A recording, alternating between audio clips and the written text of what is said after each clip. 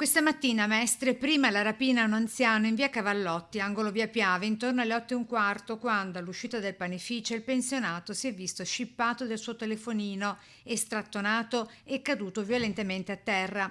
Ad assistere al fatto ben due commercianti, a cominciare da Michela, la panettiera. Era appena stato qua a prendere due brioche, tra l'altro era tantissimo che non veniva e appena girato l'angolo uscito aveva il cellulare in mano.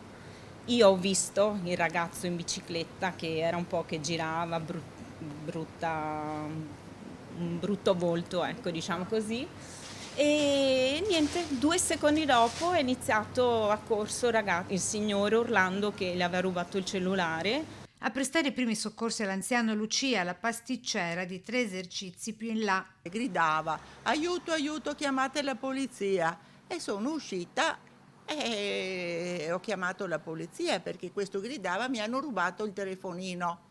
Allora l'ho fatto accomodare qui al bar, è arrivata la polizia. Nemmeno il tempo di riprendersi dallo shock che un'ora e mezza dopo avviene il secondo episodio criminale con il furto di magliette al negozio etnico del bengalese di Pooh. Ha inseguito il ladro con la mazza, racconta. Sempre barbone, sempre casino, sempre. Come mai? Come passare vita là qua? Io abito qua, io in Steneri abito qua 5 anni, sempre io ho guardato mattina, notte, pomeriggio, tutti la casino, casino, casino. Però come passare vita qua? I giacigli dei barboni con gli scatoloni di cartone che di notte si trasformano all'occorrenza in materassi e cuscino ancora visibili nell'ex negozio sfitto dei cinesi di fronte a quello di Dipù. Sotto a porticato poco più in là una donna chiede l'elemosina e giorno lei è visibile come nella notte gli invisibili qui in piazzetta San Francesco, angolo via Piave. Ritrovo di pusher sbandati e tossici come lei, Jessica, mestrina, ha soltanto 25 anni. Siringa al braccio viene qui per farsi.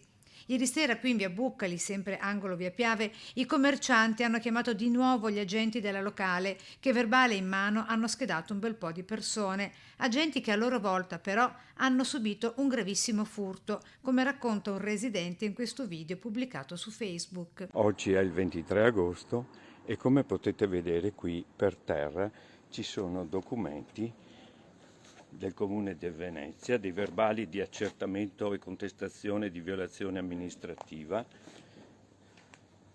del verbale unico per fermi e sequestri amministrativi